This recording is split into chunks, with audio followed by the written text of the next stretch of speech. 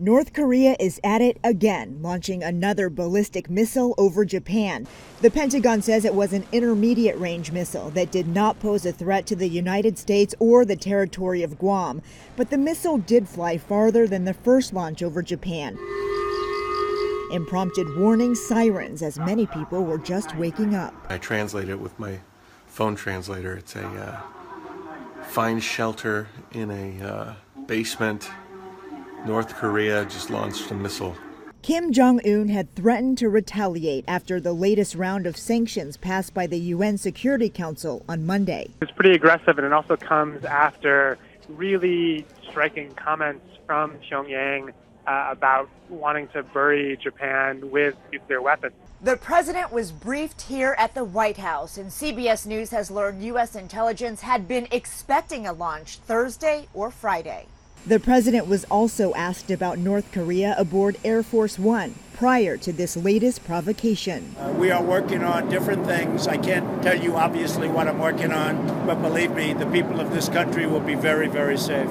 The president has repeatedly stressed cooperation with China to find a solution to North Korea. Hi, Mr. Trump. How are you? Thank you very much. CBS News. How are you? Thank you. How are I'm you? Jill Zarin's sister, Lisa. Oh, very good. And I just interviewed Eric last night. Oh, that's nice very to nice. see you. How are you? Nice to see you. Mr. Trump, how are you feeling about tonight? Well, we'll see what happens. It's very exciting. You've Very been exciting. connecting with voters all day. I have, and we've had a great day, and the weather's nice. A little bit slippery, but other than that, it's nice, and we'll see how we do. I have to ask you about the Ted Cruz comment, the P word. How do you think that's impacting how voters Well, I might didn't look say at it. you? That somebody else said it. I didn't say it, and that was a repeat. But a woman said it in the audience, and it was just all done in fun. We had 5,000 people. It was an unbelievable event, but that was a woman said it, and it was repeated. A lot of women were offended by that, just the fact that you repeated it. Do you regret it? No, not at all. We had a lot of fun. You're very politically correct. Republican presidential hopefuls have a lot at stake when they take the stage for tonight's debate in South Carolina.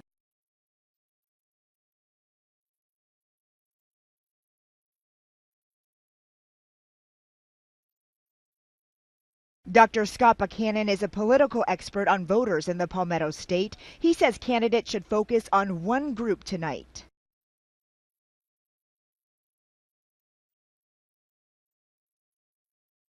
Trump has lagged behind Ted Cruz and Marco Rubio with evangelical voters, but take a look at this map. It shows the most searched candidates on Google in the past week, and every candidate is assigned a different color. You'd be right if you guessed Trump's color is red. Katrina Pearson is the national spokeswoman for the Trump campaign. She says South Carolina Governor Nikki Haley was wrong to call out Trump this week when she said Republicans need to resist the urge to listen to angry voices.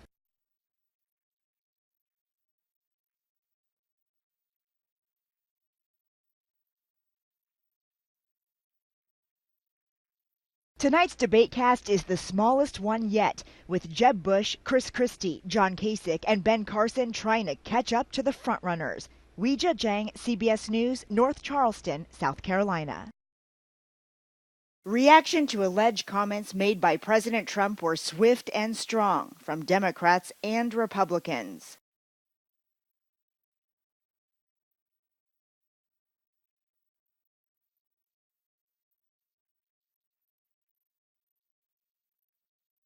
During a meeting in the Oval Office Thursday, Senator Dick Durbin proposed restoring protections for immigrants from Haiti, several African countries, and El Salvador as part of an immigration package. The president reportedly interrupted Durbin and said, "Why do we want all these people from expletive-hole countries here? We should bring in more people from places like Norway." The president denied the reports on Twitter. He wrote, "The language used by me at the DACA meeting was tough, but this was not the language used. What was really tough was the outlandish proposal made, a big setback for DACA."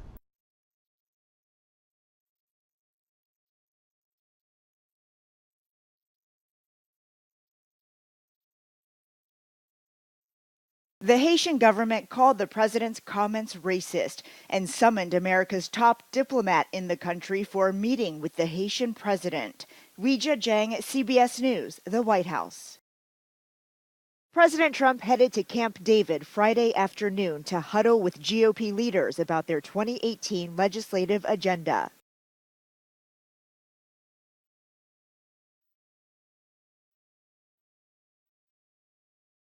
But the president did not address new questions about his role in the investigation into Russian meddling in the 2016 presidential election. A report in the New York Times says the president had demanded that Attorney General Jeff Sessions remain in charge of the case. Sessions recused himself anyway. According to the Times, when Mr. Trump found out, the president erupted in anger, saying he needed his attorney general to protect him. The president has expressed frustration before over the attorney general's decision.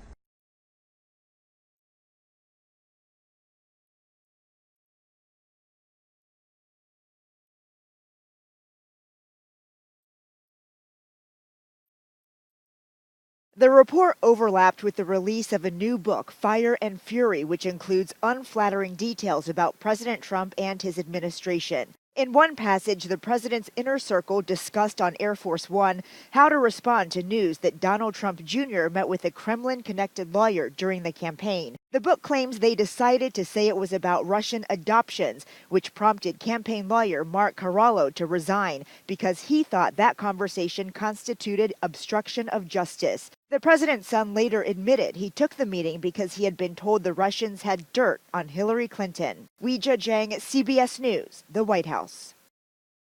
Executives from Twitter met behind closed doors Thursday with members of the House and Senate Intelligence Committees looking into Russian meddling on social media.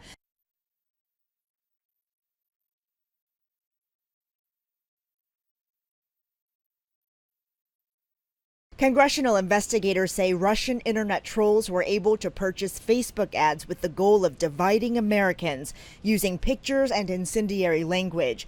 CBS News confirmed at least one of the 3,000 ads specifically targeted Baltimore Ferguson and the Black Lives Matter movement.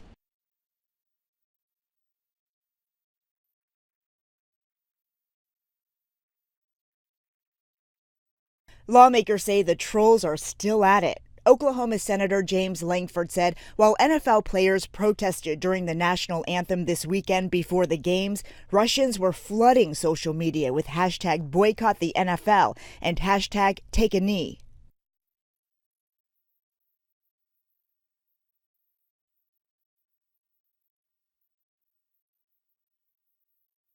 Facebook, Twitter, and Google have all been invited to testify about Russian influence on social media at a Senate Intelligence Committee hearing on November 1st. In a Facebook post Wednesday, Mark Zuckerberg wrote the company will do its part to defend against nation-states attempting to spread misinformation and subvert elections.